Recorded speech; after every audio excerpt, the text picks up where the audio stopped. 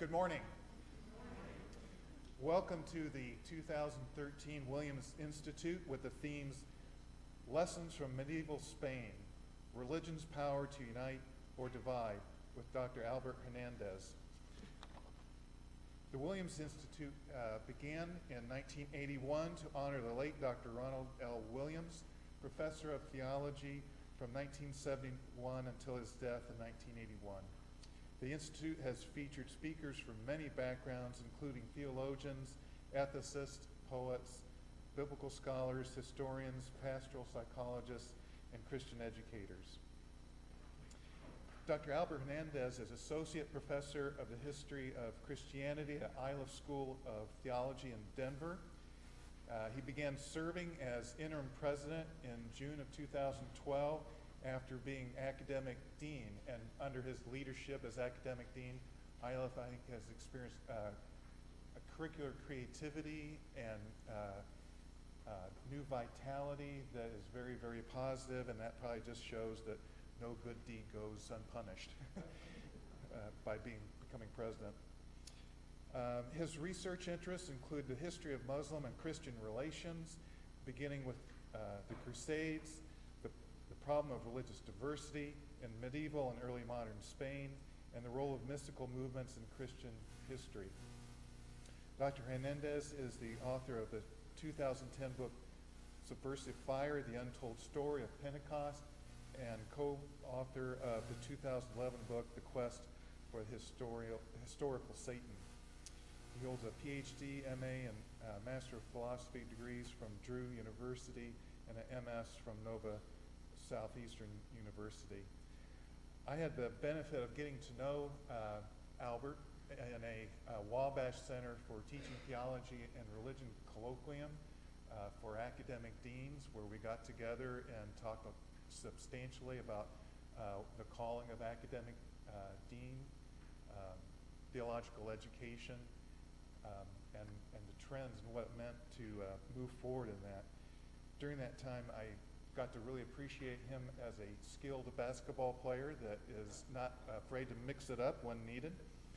But even more importantly, he's an engaged scholar with critical research and insights that make a difference in the world. The way he holds those together is quite impressive. He's a very skilled, collaborative leader and administrator, and a person of immense integrity whom I respect immensely. Last evening, he treated us to an excellent lecture dealing with the lost legacy of coexisting religions, and this morning we have a second lecture entitled Nationalism and Memory, Casting Religions as Neighbor or Foe. Please join me in welcoming Dr. Hernandez.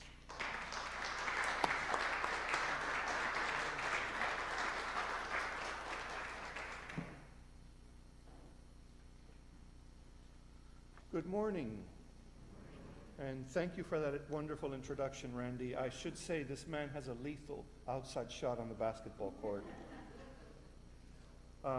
It's a pleasure to be with you again today, and really a great honor and pleasure in my career to be this year's 2013 Williams Lecturer.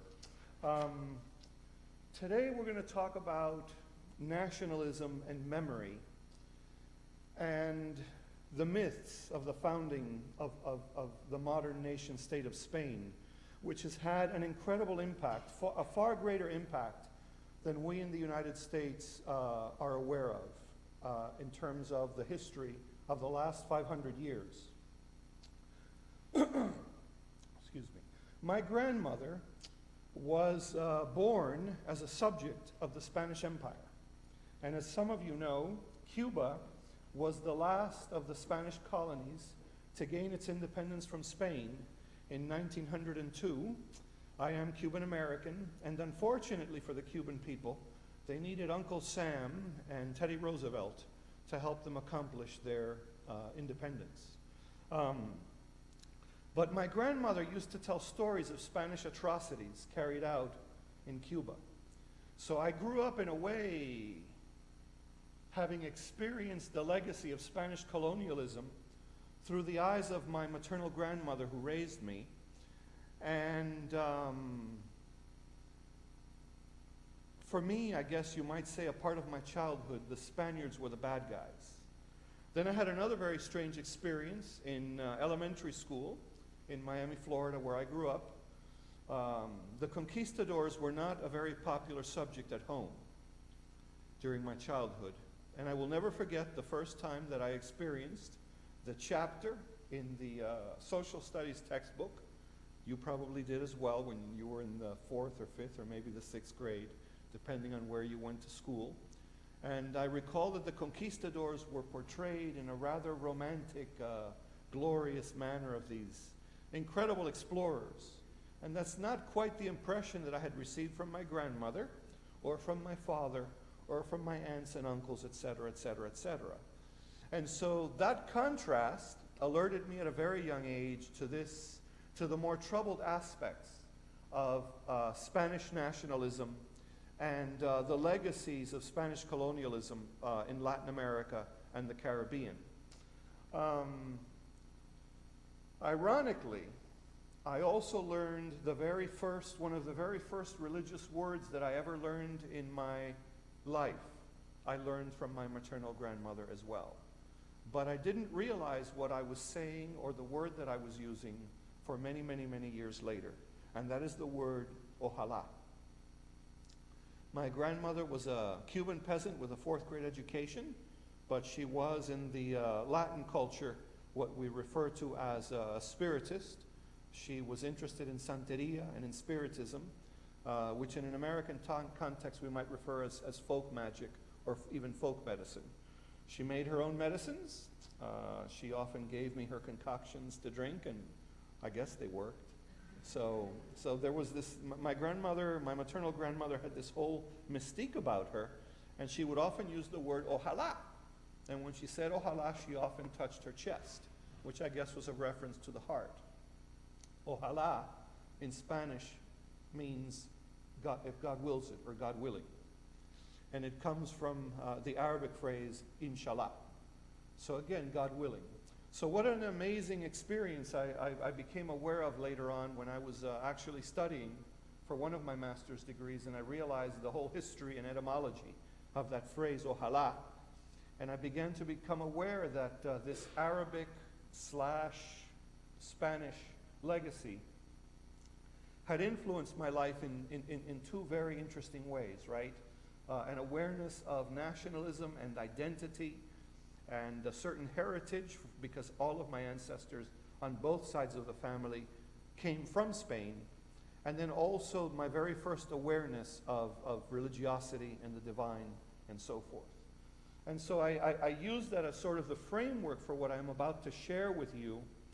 But let me just tell you that in the post-9/11 period, an increasing number of Islamic scholars and Arab scholars have been arguing that the last 500 years, actually a little more than 500 years, let's just say the post-1492 era, should be reinterpreted by modern scholars as the post-Andalusian age. An increasing number of Islamicists and Arab scholars believe that the world changed dramatically on January 2nd of 1492, and we have not yet gotten over the impact and the influence of those changes. They cite particularly the opportunity that the Spanish monarchs had on January the 2nd of 1492 to marshal the resources of the most religiously and ethnically and racially diverse society in all of Europe and move it forward in a mutually edifying way, but fell way, way, way short of those possibilities by sort of declaring war on the religious and the racial diversity that was so much a part of Spanish culture and of Spanish society by January 2nd of 1492, and indeed had been part of the culture of that region for centuries. So, you know, some of us may look at that and say, wow, that's putting a whole lot of stock in the events of 1492. But if you will please let me indulge you in a little history lesson, and let's go back to 1492 and reflect for a few moments on what that year meant to the rest of Europe. Because clearly for us as Americans, our reference point is 1776. But don't forget that the Spanish Empire arrived on North American soil several hundred years before that, with the founding of the city of St. Augustine in North Florida as the oldest city in the United States, or at least the oldest European city in the United States. So what happened in 1492 that scared the daylights out of the rest of Europe and made the Spaniards the modern nation state to be envied and to be caught up to all across Europe? Well, I already said that on January 2nd of 1492, Ferdinand of Aragon and Isabel of Castile, their combined forces, defeated the last Muslim kingdom on European soil, known as the Caliphate of Granada. That was a kingdom governed by the Nasrids. They had all sorts of treaties protecting their integrity on European soil. And of course, those treaties meant very little given the events of that January 2nd. Later that year, the Spanish monarchy issued an order of expulsion telling its Jewish citizens that they had 3 months to either convert, leave Spain, or face the Inquisition. Major blunder, if you will, on the part of that still relatively young modern nation state of Spain. Another interesting thing that happened that year was that a Spaniard ascended the papal throne. Rodrigo Borgia was his name, who became Pope Alexander VI, and agreed to look the other way, while Ferdinand of Aragon and Isabel of Castile were allowed to use the church more and more as an extension of imperial and monarchical power. Another very interesting thing, and yet little known, that happened that year is that Antonio Nebrija, a humanist scholar from the period, a person who specialized in languages and grammar and translation, wrote the first ever textbook on the Castilian language. It was basically a grammar book. As the legend goes, as the story goes, he came up to Isabella one morning asking for an audience with her, and she was pretty busy and kind of brushed him off and said, not now, I have a lot to do today. What is it? What is it? You're so impertinent, what is it? And she sort of blew him off, and he said, language, your majesty. I present you with this Castilian grammar, that you may use it to educate the subjects of our new nation state. And she apparently quipped back at him, and he said, language, your majesty, is the ideal weapon of empire. And that also begins another process that modernity has been very much influenced by. What is the role of language in national identity? What is the role of religion in the identity of a people living under a nation state? You can see where this is all going. But the year 1492 was not yet over.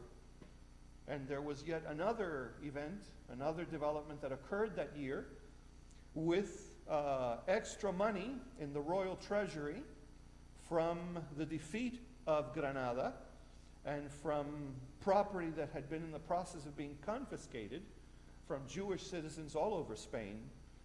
Isabel said, oh, you know that guy Columbus? Call him back. Tell him that we do indeed, after all, have the money to finance his expedition. And of course, as the song says, Columbus sailed the ocean blue in 1492. October of that year was a major turning point for the world. Eventually, when news reached Spain of what Columbus had found and what Columbus had done, bear in mind that they still did not know that he had found an unknown continent. I could not say discovered because there were plenty of people living in the Western Hemisphere already. But when news reached Spain, I have to tell you, it sent a shockwave throughout the land. A mythic and cosmic shockwave. Europe would never be the same again. It ignited all of the messianic visions that were percolating in the air. There was a prophecy that sometime between the year 1500 and the year 2000, the millennium would arrive and Christ would return. And that sometime before the year 1500 there would be a sign.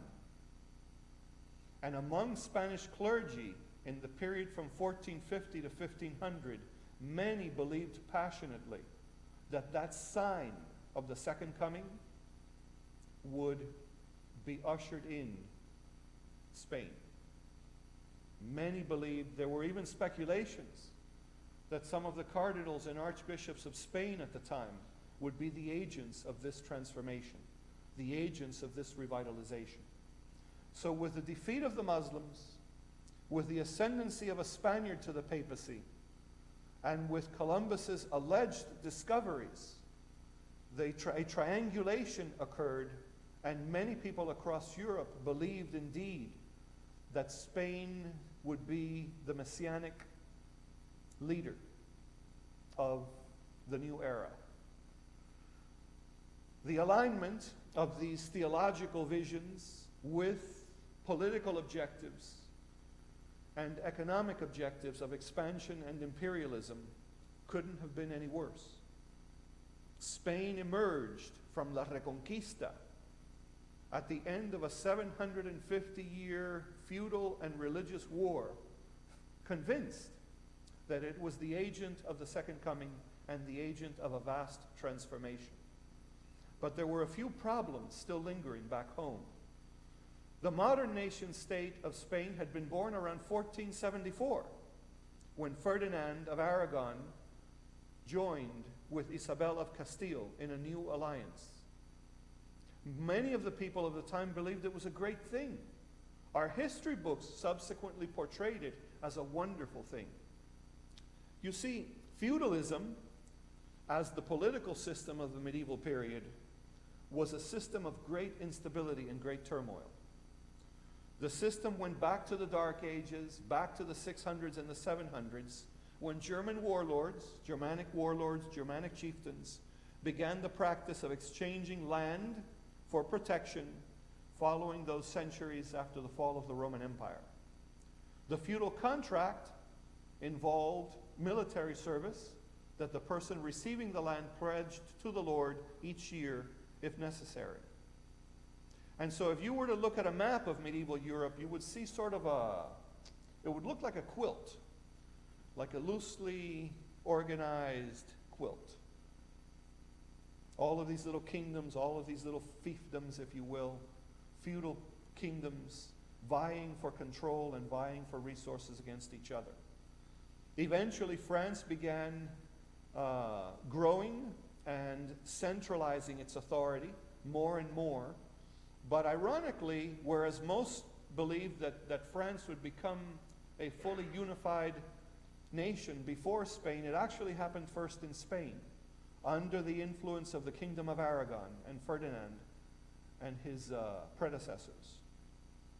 Ferdinand of Aragon was considered the prototype of the modern leader. Now, I know that for us, the 1400s are not necessarily modern. I don't believe there is anything modern until about 1650. But you need to realize, if you lived in the late 1400s in Spain, speaking of the Via Moderna, or speaking of modernity, was not uncommon. They truly believed that they had left something behind after the unification of Aragon and Castile, and all of the other kingdoms that followed suit. But Machiavelli in The Prince has several sections where he praises Ferdinand of Aragon's ruthlessness and Ferdinand of Aragon's skills as an autocrat. Isabel wasn't that much different. And have you noticed that I'm not calling her Isabella? That's one of the legacies of our English competitors. Later on, when Elizabeth I of England ascended the throne and became one of the most powerful monarchs ever in the history of England, they wanted to differentiate her from the Isabel, the other Elizabeth, who had ruled earlier on the throne of England's greatest rival, Spain. And so they called her Isabella. which literally means little Elizabeth. So I will refrain from calling her Isabella, because that's not really what she preferred to be called. And there was a limerick that they made up about her, because apparently she was quite tough, quite the modern progressive woman of the 15th century. Tanto monta, monta tanto Isabel como Fernando. Montar is to ride. And she became famous for occasionally showing up on horseback. And her whole point, the whole point of the limerick was, Isabel can ride as well as Fernando. Indeed, she rides even better and more than Fernando. In the late 1990s, Pope John Paul II received a petition to consider Isabel of Castile for sainthood. He said, "Are you serious? Don't give me this again. Don't give me this again. She may have been a great monarch for Spain, but she has so much blood on her hands that if we were to ever present her case for canonization, the church would just be mired in yet another scandal and yet another controversy." And so you can only imagine, if you happen to be of Latin American descent, or of Moroccan descent, or of Arab descent, a certain Arab trajectory from North Africa and the Middle East, the very mention of the Spanish Empire sends chills through the memories that you have stored here and perhaps even here. Not long after consolidating their hold on power in the late 1400s, the Spanish government began enacting laws about racial purity. They were referred to as pureza de sangre, blood purity. You could not work for the Spanish monarchy, the Spanish government, if you could not prove that you had been Christian at least 3 generations back in your family. And you had to show up with your pedigree and be able to prove it. You may have heard of John of the Cross, one of the great mystics of the Christian tradition. We are pretty sure that he came from a mixed family of Christians and Muslims. Most of the images that we have of him are quite dark-skinned, and his poetry is uncannily similar and familiar to those of us who are familiar with Sufi poetry produced in Spain and in other parts of the Middle East. Teresa of Avila, her situation is even more complicated. The Inquisition discovered that her great-grandfather had been Jewish. And he was already deceased, of course, and it wasn't enough to simply leave him in his grave. The Inquisition dug him up, what was left of him, tied him to a rope, and set the remains on fire. A form of 15th century terror, if you will. And the young Teresa witnessed this. So you can imagine the fear and the terror that her family experienced because they were conversos. Conversos were recent converts. Now you can only imagine, of all of the times that I could have chosen to live, I would not have wanted to live in Spain in the 1500s. I really would not.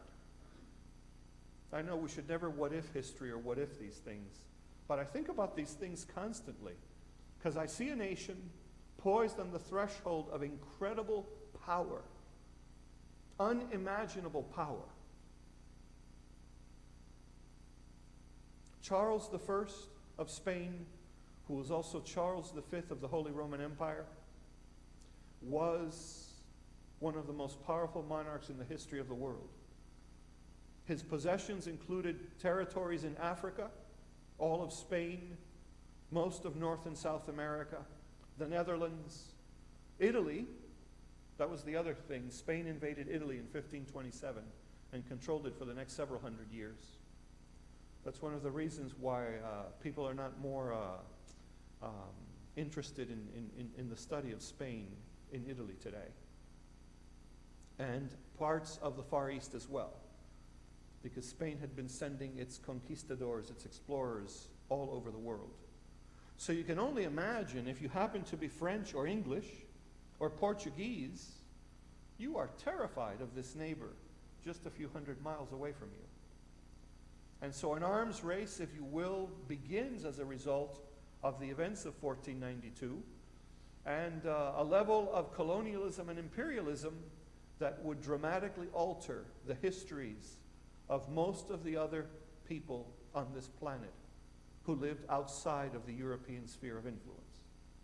So no wonder that Anwar Majid, in his book Freedom and Orthodoxy, suggests that perhaps we should rethink what we mean by modernity and bracket or put parentheses around the post-Andalusian age, meaning the world that emerged from the events of 1492.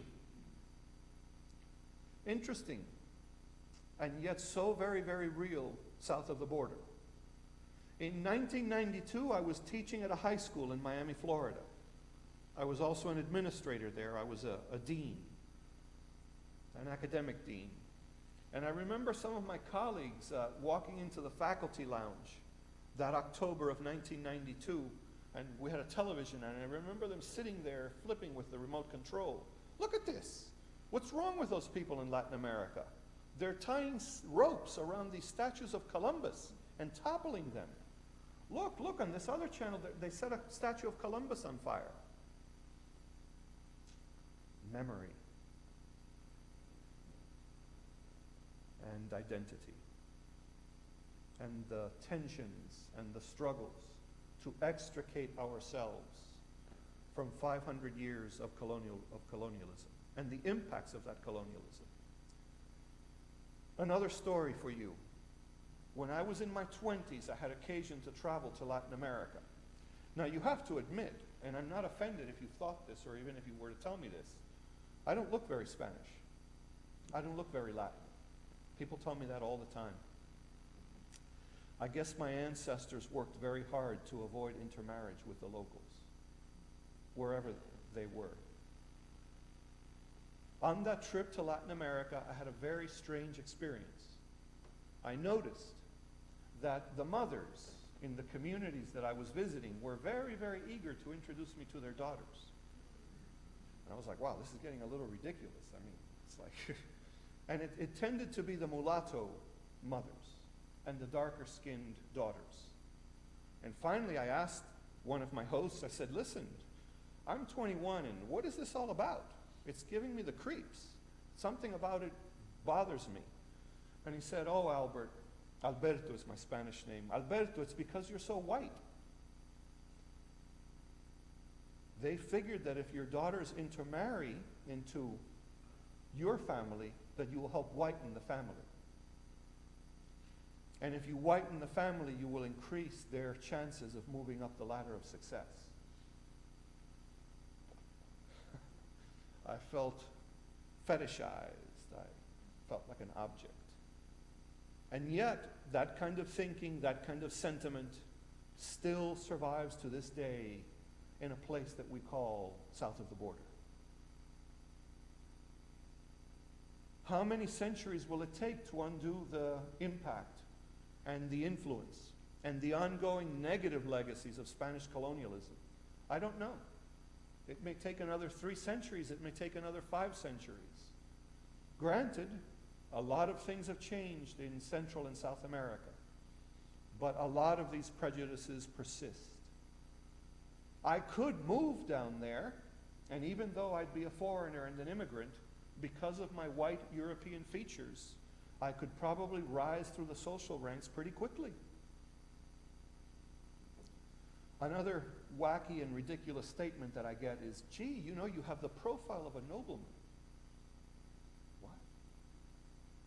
It's always about the nose and the forehead. Again, these things are disturbing. But you see, this is the self-loathing that creeps in to the human heart and mind after 5 centuries of that kind of division, exclusion, discrimination, and unexamined assumptions that we all inherit from the culture at large. In 1992, I traveled to Spain for the first time in my life. My parents were very excited. They said, you're going to the motherland. I said, really? It went really well. I was fascinated by the experience. And it is because of that trip that I ended up specializing in the history of medieval Iberia. It was because of that trip. I remember one morning I broke away from the tour that I was on, and I wandered onto an archaeological reconstruction site, which, by the way, I'm absolutely certain I wasn't supposed to be there. There was that yellow tape that the authorities put around in certain locations, and I just did one of these, and I wandered into the site. And I was fascinated, it was so quiet I could hear myself breathe. Could have heard a pin drop. At the street level, it was a church. As I walked further into the site, it revealed that at one point it had been used as a mosque because of the calligraphy from the Quran on some of the walls. And as I walked even further into the site, a part of the site that a sign said dated to the 900s, okay, 900s, that's a long, long time ago. It revealed that it had once been used as a synagogue. And so that architectural metaphor kind of stuck in my mind. And maybe there was something in my blood, something genetically that called out, because all of my ancestors were from that part of Spain. I was hooked. I knew I had to go back to graduate school and start studying these subjects again. And I chose history because I feel called to the recovery of these lost memories. I am fascinated by societies in transition. I am fascinated by societies in the historical record that were forced to dwell in ambiguity and thrived in ambiguity. You know, the kind of ambiguity from hearing different languages at the marketplace, the kind of ambiguity that comes from having different colored people walking the streets, blonde and blue-eyed and green-eyed white-skinned people alongside darker-skinned people, the kind of ambiguity that comes from witnessing public monuments inscribed in multiple languages. Just fascinated by those moments of creative, religious, and racial diversity. What a contrast with what I experienced that spring in Spain at a bakery just a few days later. I went in to buy bread, and I'll never forget, I had my wallet out, and I was pulling out a Spanish bill to pay for bread, and the baker says, "Hombre, ¿de qué colonia es usted?" I was like, I did one of these, like, what? Did he really say that? No, he didn't say that. He said, "Young man, what colony are you from?" I thought to myself, who the heck talks that way anymore? Well, apparently they did in 1992 in Spain. And I said to him, "My family's from Cuba, but I was born in the United States." And he says, "Hombre, más se perdió en Cuba." I was like, excuse me? And I discovered that the Spaniards have a saying, "Más se perdió en Cuba," is the equivalent of the American phrase, "There's no use crying over spilt milk." Of course, what does Cuba and spilt milk have to do with each other? It's a Spanish way of saying, get over it. We lost our empire and our glory in the Spanish-American War when we lost the colony of Cuba. I was kind of stunned amidst all of the references and comments about my Spanish accent not being that of the Castilian tradition. Again, memory and national identity, and even religious identity by extension, are so intertwined and so convoluted that sometimes after a few decades, let alone after a few centuries, we hardly remember how it is that we came to the unexamined assumptions that each of us now carry in our hearts and minds. Unexamined assumptions that can lead mulatto-skinned Latin Americans to loathe their very identity and to try and whiten their family by marrying up the rigid class structure and racialized structure. Unexamined assumptions that can lead Iberian Roman Catholics to say all sorts of denigrating things about Muslims and Jews, even though some of the very words that they themselves use to express their relationship to God and to chance comes from Arabic terms.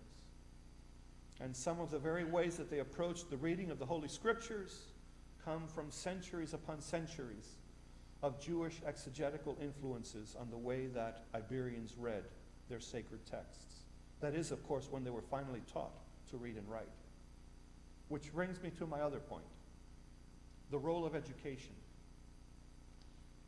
Imagine if you and I represent a group of Christians in a far-off land, a land that has been struggling for centuries to expel its Muslim, Arab, Moroccan, etc., overlords. And some among us who are our clergy know how to read and write very well. They even know how to do math. But we, the laity of this community of Iberian Christians, which is not a unified community, okay? There's an expression in the north of Spain, there's an expression in the east of Spain, there are regional differences, regional expressions. But imagine if we are fully aware of how much more successful and how much more educated our Jewish and Muslim fellow citizens are than we are. Well, human nature being what it is, that sometimes leads to envy and discrimination born from that envy. And this is one of the tension points that we witness in the medieval and early modern record constantly among Jews, Christians, and Muslims in medieval Iberia. Add to that the attempt in 1492 to expel the Jews, or the attempt 200 years later to expel the Muslims, and you have all of the makings for casting religions as foe. Maybe even more so than a foreigner, because see, these are people who had lived there for generations upon generations upon generations. They were the intimate other. Different in terms of cultural practices and religious affiliation, but very similar in other ways that by 1492 had become quintessentially Spanish ways of being and relating in the social arena. And so imagine those attempts at distancing Jews and Muslims from the definition of Spanish national identity. The amount of energy that is invested in Spain in the 1500s on forging a national identity is unimaginable. I don't know that there is a modern nation state, maybe Germany in the 1700s and 1800s, another modern nation state that went through that process. Very difficult, though, given the diversity that existed across Iberia and the Spanish monarchy and the Spanish clergy's passionate attempt at forging a national identity because of their assumption that a house divided would not stand. And these are things that we've been conditioned to think of as positive things in the history books and in our own acculturation. Don't forget the way we ourselves have used the English language as a process of Americanization for recent immigrants. The irony is that the Spanish Empire became the most powerful empire of the modern era, when the gold and the silver and the rubies and the emeralds poured in from the New World. The Spanish economy exploded. And eventually, England and France were not going to let that go unchecked. You could say that Spain's unimaginable success in the period from 1492 to 1588 is precisely what led the other European powers to their own attempt to either overtake Spain or to put Spain out of commission. And isn't it interesting that when the canon of European literature was later constructed in the 1700s and the 1800s, what we call the modern humanities, not the Renaissance humanities, but the modern humanities, the Spaniards didn't make the cut. Because they weren't white enough, perhaps? And in the 1800s and in the early 1900s, there are still all sorts of ethnographic and sociological analyses that are written in Germany, in France, in England, and even here in the United States, arguing for the superiority of the Western European races minus that of the Spaniards. And in some of the texts, it even says the trouble with the Spaniards is not that they are a degenerate people. It is the level of intermarriage that they have permitted with Jews, with Muslims, and with Indians, etc., etc., etc., etc., etc., etc.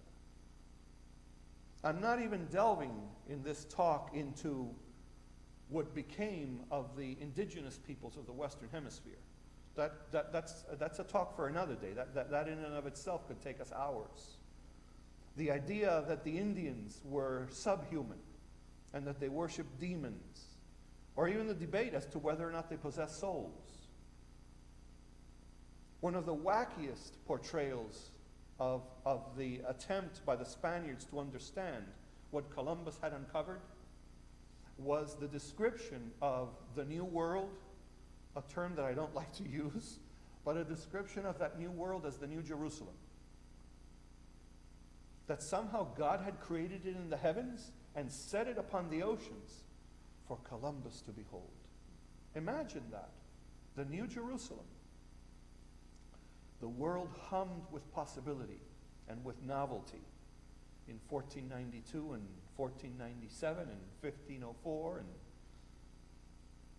But yet that world also began solidifying some rather disturbing notions of national identity, of religious identity, and of how persons in nation states were to relate to others within the boundaries of their nation state who were different than they were, who followed a slightly different creed, who were of a certain different skin color, etc., etc., etc. And need I say more?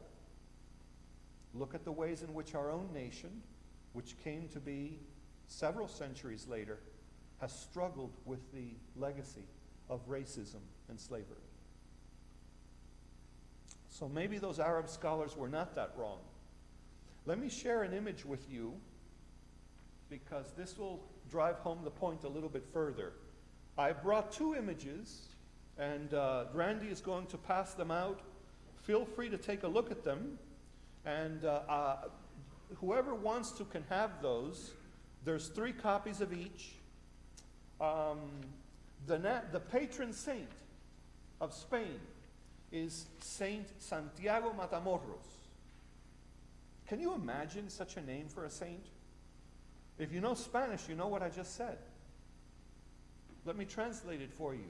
Saint James, the slayer of Moors. This is Saint James, who was one of Christ's disciples. There's a legend that says that after the crucifixion, he went to northern Spain to preach the gospel.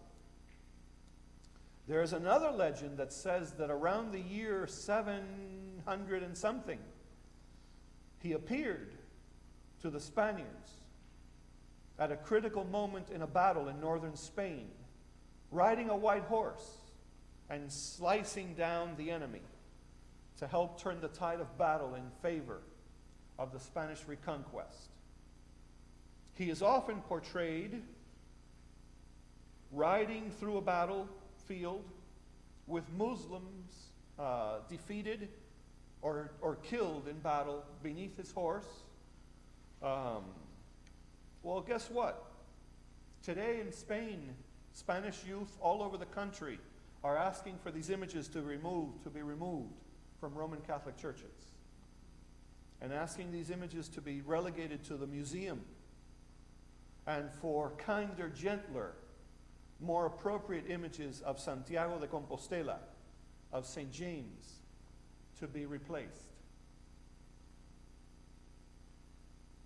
Spain is also presently engaged in the financing of a national mosque in the city of Córdoba. I have actually spoken with the imam who is in charge of that project, And he is extremely interested in the possibilities of how Spain might regain its heritage of coexisting religions as a symbol to the world, a symbol of hope. Believe it or not, some staunch Spanish nationalists were very, very critical of President Rodriguez Zapatero's attempt to help finance the construction of this mosque, saying that it somehow diminished the glory and the power of Spain's golden age. Golden age meaning the 1500s. Kind of odd, isn't it? You don't think of too many nations that have their golden age at the very moment that they're born. Usually it comes a few centuries later, or even a millennia later. But I guess if you're forged in the project of constructing a national identity, you need that golden age fast.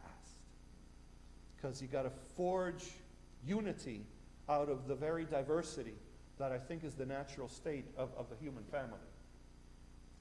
Anyway, to make a long story short,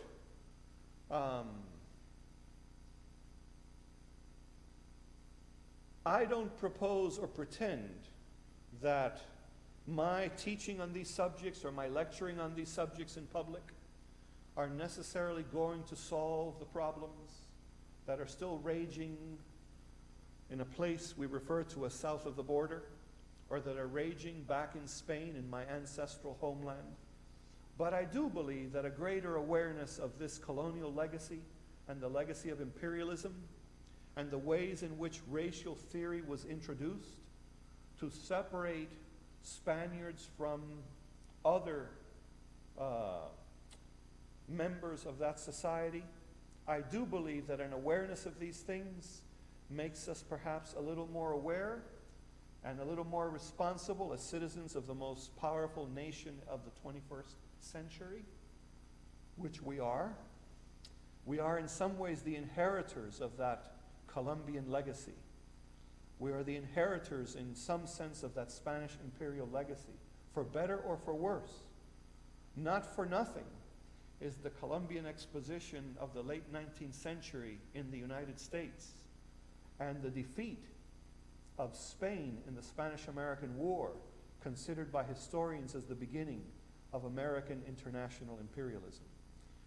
Manifest Destiny had been with us already for a while. But how interesting that it's the defeat of Spain at the naval battle in the Philippines, where the Spanish Navy was obliterated by the U.S. Navy, that gives the United States its pedigree as an international power. How interesting. My wife is part Native American, and she's also Italian. And so you can imagine Columbus Day is a tricky holiday at home. It's a tricky holiday. But it also goes to show that hybridity is one of the other norms in our world today. You know, being multiracial, being bicultural. Some people are even claiming to be bi-religious and feeling comfortable operating or existing out of more than one tradition. But clearly, I do agree with Anwar Majid, who in Freedom and Orthodoxy suggests that the post-Andalusian age is the example, and if you will, the memory of a missed opportunity. A missed opportunity at portraying each other as friends, engaged in dialogues of mutual edification, and in constructive collaboration in the social and political and economic arenas of the world, and an opportunity that is opening its doors again, given the diversity and the interdependence of the modern world in the 21st century, of which you and I are a part. Again, I hope that my little survey of Spanish national identity has provided you with food for thought, but also I challenge you to think about the unexamined assumptions that we ourselves have inherited and are harboring in our hearts and minds, some that we may not even be aware of, whether we are Americans or hyphenated Americans, as so many of us are. Thank you very much.